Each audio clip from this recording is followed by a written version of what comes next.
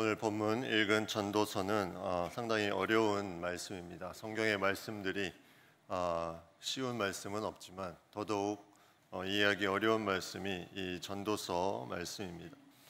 전도서 저자는 인생의 모든 것을 마음에 두고 이제 살펴보았더니 인간의 모든 것이 다 하나님의 손안에 있다고 고백하면서 오늘 본문에 말씀하고 있습니다. 하나님의 손안에 있다는 것은 하나님께서 이 모든 것을 다 주관하고 계신다, 다 지켜보고 계신다. 전능하신 하나님 앞에 인간의 모습이 연약하고 나약한 존재임을 우리에게 말씀해주고 있습니다. 이 유한한 한 치 앞도 모르는 인생들의 그 삶은 그 누구도 자기 앞에 어떤 일이 펼쳐지는지 알 수가 없습니다. 오늘 말씀에도 어떻게 해야 사랑을 받고 어떻게 해야 미움을 받을지 그렇게 생각하지만 그것이 그대로 되는 것이 아니다 하는 말씀을 하고 있습니다. 미움을 받을지 사랑을 받을지 그것을 알 수 없다. 전도서 저자는 그렇게 말하고 있습니다. 인간적인 생각으로 이렇게 하면 이렇게 될 것을 분명히 생각했는데 그렇게 되지 않는 경우들이 많이 있다는 말입니다. 근데 이 모든 사람에게 이러한 삶의 모습들이 오늘 성경에 보면 일반이다 이렇게 말하고 있습니다. 일반이다. 무엇이 일반일까? 전도서 3장 19절 말씀에 보면 인생이 당하는 일을 짐승도 당하나니 그들이 당하는 일이 일반이라 다 동일한 호흡이 있어서 짐승이 죽음같이 사람도 죽으니 사람이 짐승보다 뛰어남이 없음은 모든 것이 헛됨이로다. 이 전도서 저자는 계속 이 인생에 대한 부분을 얘기하면서 이 인생이 헛되다, 또 일반이다 이런 부분들을 많이 얘기합니다. 내가 아무리 힘써도 세상에 살다 보니까 죽는 모습을 보면 다 일반인 것 같다, 다 동일한 운명을 가지고 있다. 세번역 성경에는 그렇게 기록되어 있습니다. 우리가 살아가는 이 삶의 모습이 거의 비슷하게 나아가고 있는 일반이다. 이 모습을 얘기하고 있습니다. 3절 후반부에 보면 악이 가득하여 그들의 평생에 미친 마음을 품고 있다가 후에는 죽은 자들에게로 돌아간다. 악의 그 가득한 그것에 미친 마음을 품고 있다가 후에는 죽은 자들에게 돌아간다. 이러한 모습들이 일반의 삶이다. 이것이 모든 사람에게 정해진 운명이다. 이런 부분들을 우리가 생각해 보게 됩니다. 운명이라는 말은 사실 우리 기독교 신앙 안에서는 많이 쓰지 않습니다. 운명이라는 단어는 뭔가 모든 것을 지배하는 어떤 초인간적인 또 그 힘, 무언가 작용하는 것에 의해서 사람이 정해진 그런 삶의 어떤 부분들이 있다는 의미인데, 그런 운명이라는 것은 우리가 생각하는 하나님의 뜻 안에서 내가 어떤 부분에 정해진 부분이 아니라 하나님께서 이 세상에 손 아래에 있는 인생들에게 그 모든 것에 자유함을 주시고 그 넓은 하나님의 그 원칙 속에서 인간이 할 수 있는 부분들을 자유하게 해주시는 부분들로 생각하면 이것은 운명과는 많이 다른 부분이라고 생각이 듭니다. 이 부분을 우리는 다른 말로 섭리라는 말을 쓰게 됩니다. 섭리.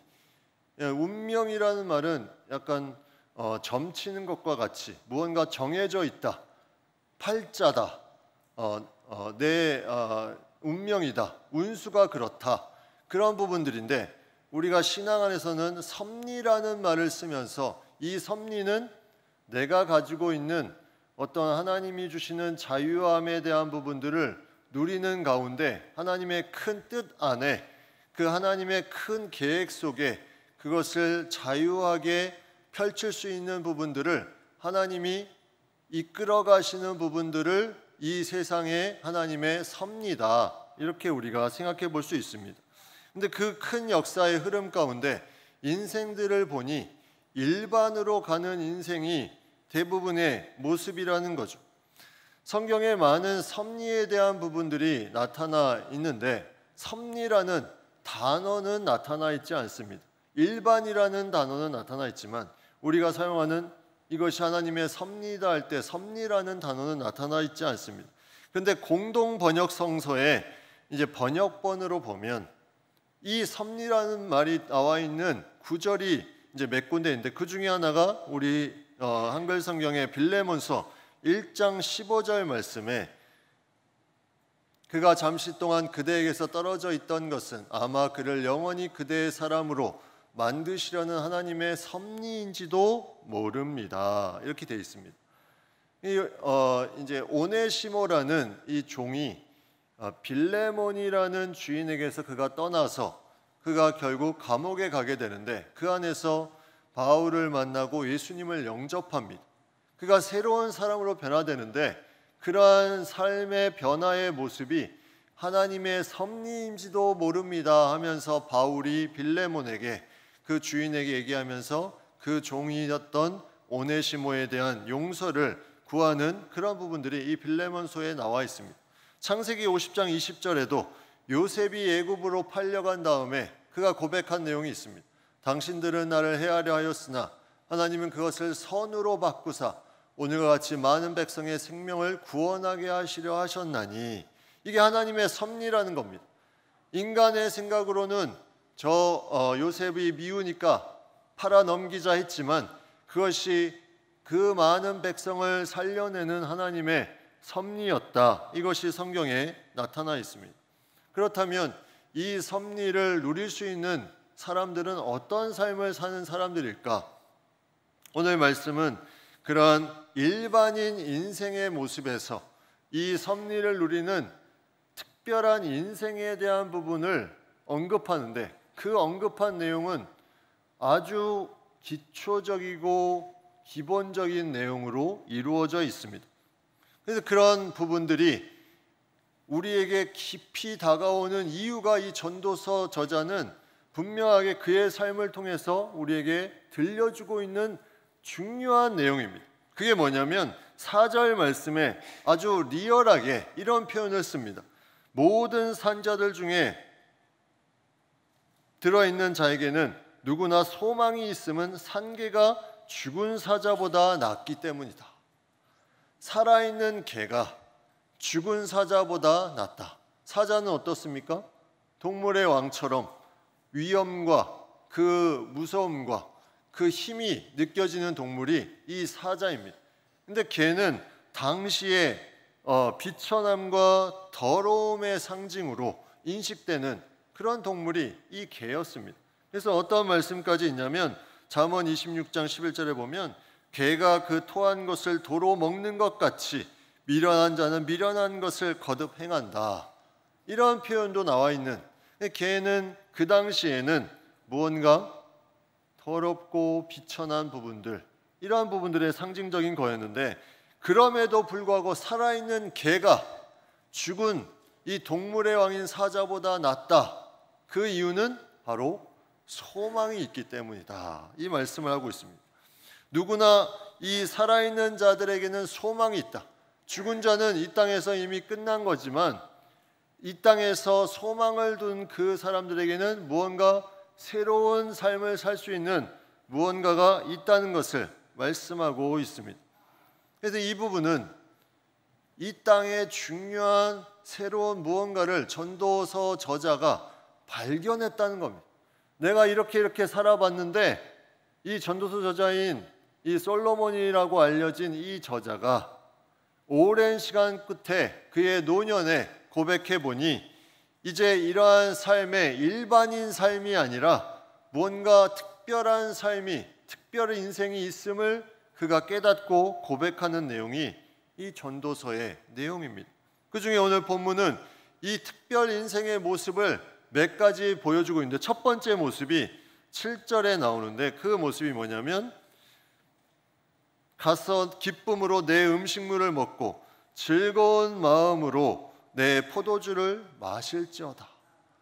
먹고 마시는 것입니다. 먹고 마시는 것. 이것은 지극히 일상적인 부분입니다. 먹고 마시는 것. 근데 이 먹고 마시는 것이 여기서 말하는 것이 우리가 무절제한 쾌락이나 방탕한 생활을 의미하는 것이 아니라 여기 나와 있는 기쁨으로 이것을 감당하는데 이는 하나님이 내가 하는 일들을 벌써 기쁘게 받으셨음이니라. 하나님이 기쁘게 받으시는 일을 하는 가운데 누리는 그 먹고 마시는 것, 이것이 특별한 인생의 모습이라는 것입니다. 내가 하나님의 일을 하면서 이미 하나님이 기쁘게 받으심에 내가 무언가 누리게 되는 것, 이것이 중요한 하나님이 주시는 이 땅에서의 특별 인생이다. 우리는 그러한 삶을 살아가는 존재인데 여기서 중요한 건 내 음식물, 내 포도주입니다. 이 중요한 한 음절, 내라는 말은 중요합니다.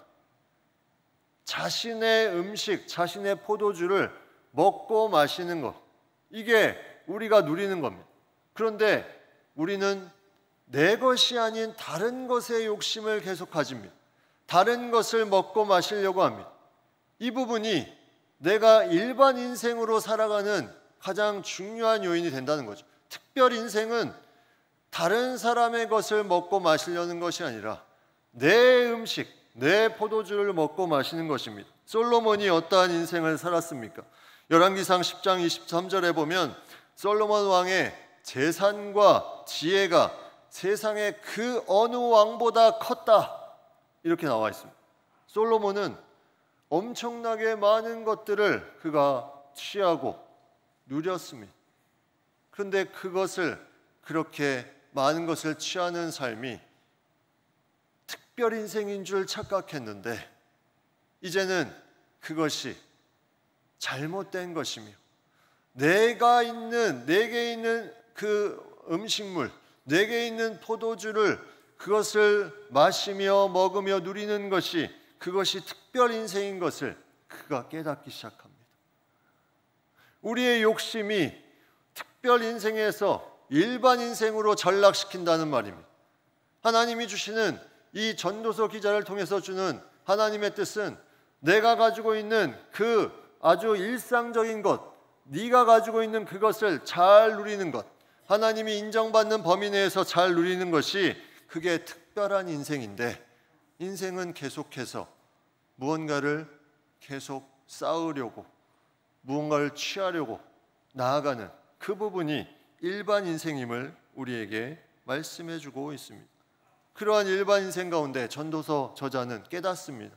아, 이것이 아니었구나.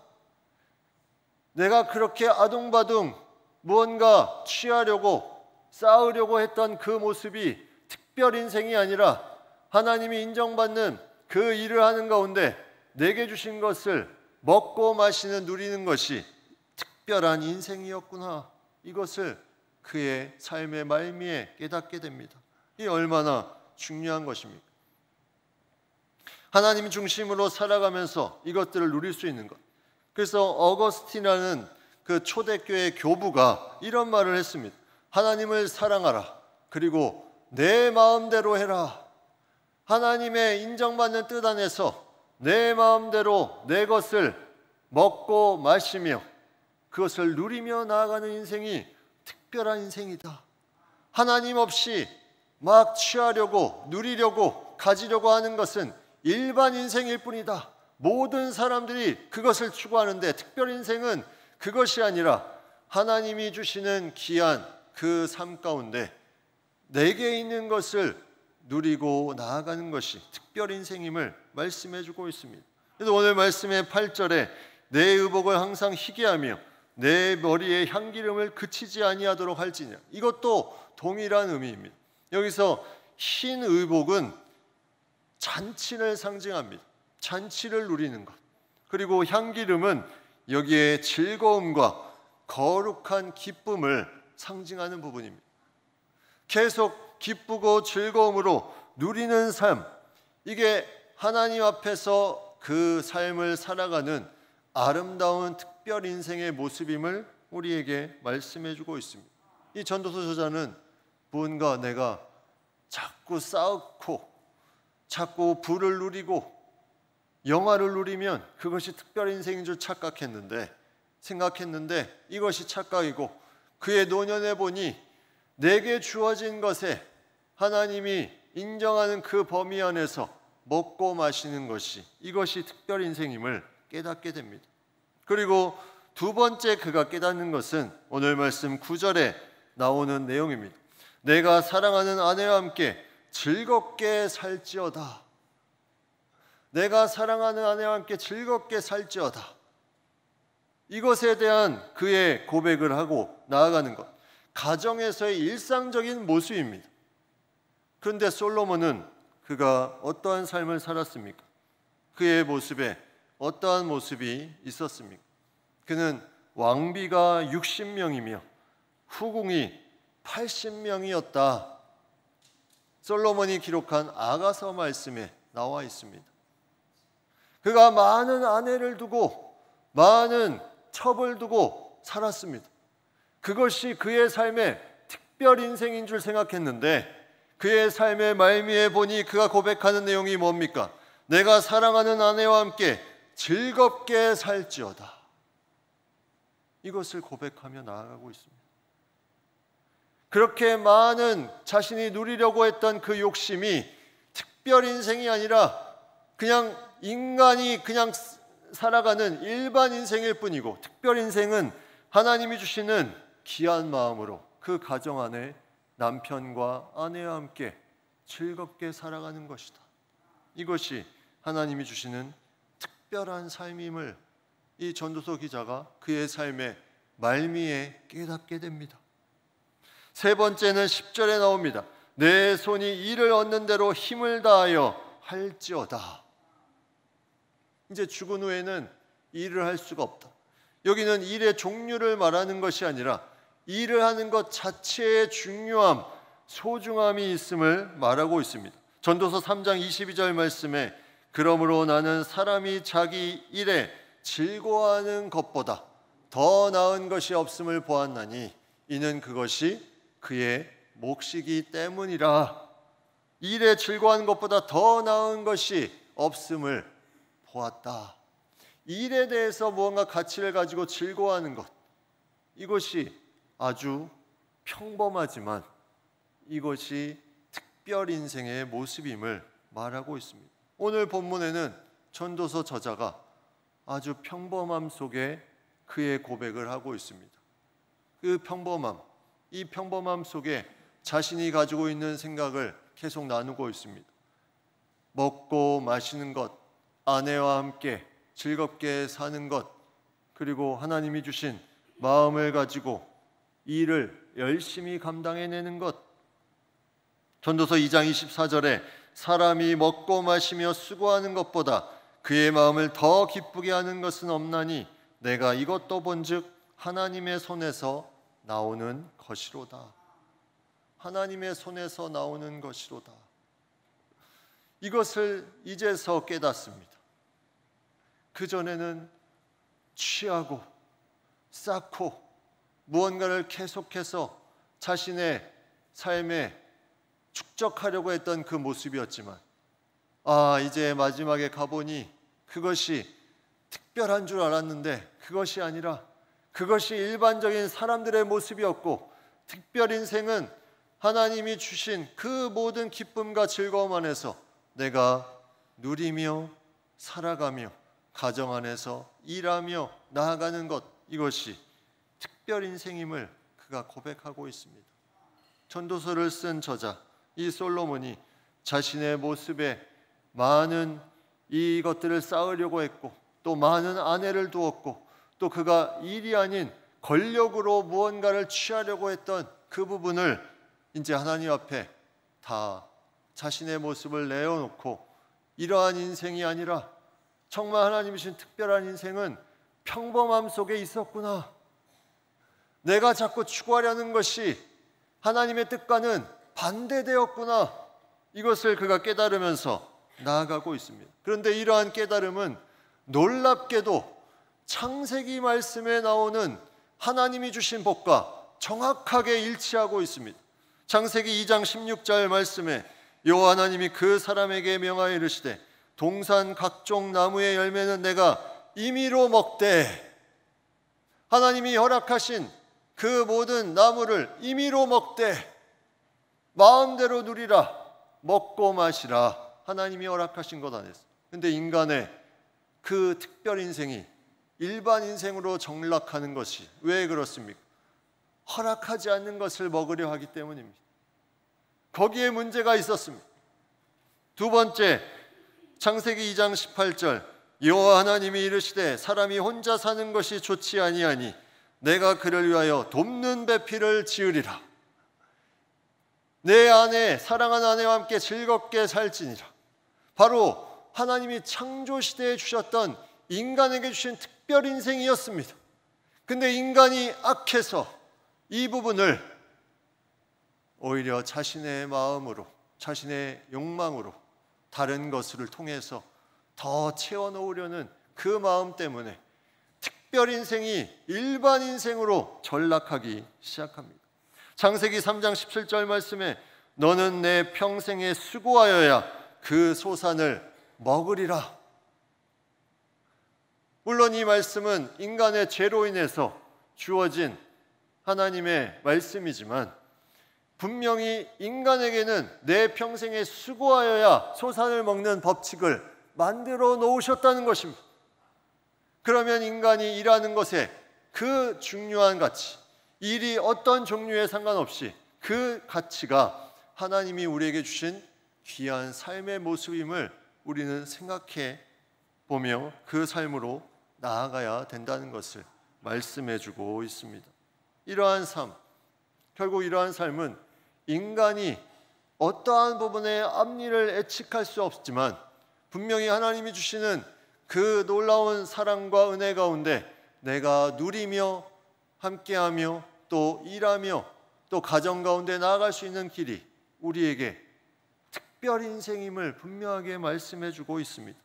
자신이 사는 인생은 11절에 나와 있는 것처럼 무언가 힘있고 빠르고 권력있고 지혜 있는 자가 모든 것을 다 취할 줄 생각했습니다.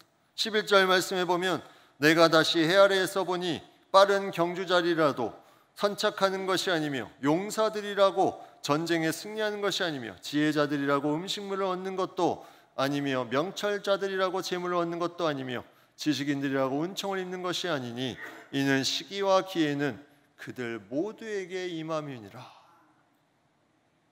보니까 내가 무언가를 취하고 내가 가지고 있는 그 힘으로 할 수 있다고 생각했는데 그것이 그러한 모습의 결과의 모습이 아니라 그 시기와 기회는 각 사람에게 그 주어지는 부분으로 그 마음의 상태에 따라서 임하는 것임을 그가 고백하고 있습니다.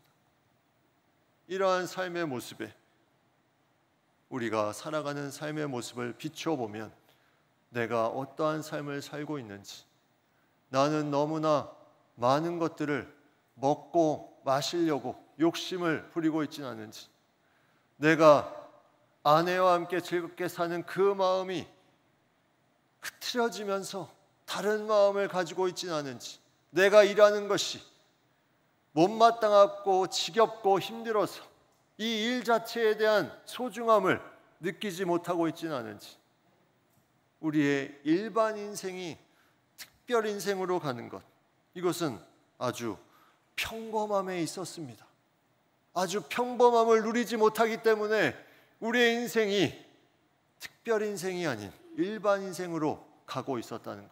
그러나 하나님 안에 거하는 자에게 이 모든 것이 다시 새롭게 되어서 이 전도서 저자가 고백했던 것처럼 이제는 그것이 일반적으로 보였던 그것이 특별 인생이었구나 하는 고백을 하게 되는 것입니다. 최근에 한 글을 보았습니다. 그 글에는 이렇게 적혀 있었습니다. 손이 아픈 건 잡고 있는 것이 많아서이고, 가슴이 아픈 건 담고 있는 게 많아서이고, 어깨가 아픈 건 쥐고 있는 게 많아서이고, 머리가 아픈 건 생각하는 게 많아서입니다. 그렇습니다. 우리가 너무 잡고 담고 쥐고 생각하는 게 많아지면 그걸 특별 인생으로 생각하는 경우가 있는데 그렇지 않다는 겁니다. 하나님이 주시는 그 범위 안에서 내게 주어진 것들을 잘 누리는 것이 특별 인생이다. 그것이 바로 하나님이 주신 놀라운 귀한 인생임을 전도서자가 그의 삶의 말미에 고백하면서 바로 우리에게 이 어려운 말씀 가운데 너희도 이러한 삶을 살아가라고 우리에게 말씀하고 있습니다. 우리의 삶은 일반 인생입니까? 특별 인생입니까? 우리가 특별 인생이 되는 것은 평범함에 있습니다. 자꾸 특별한 것을 찾으려고 하지 말고 평범함 속에 내가 하나님이 주시는 그 안에 기쁨을 찾을 수 있다면, 그것에 만족을 느낄 수 있다면 그것이 특별 인생임을 우리가 고백하며 나아갈 수 있기를 간절히 바랍니다.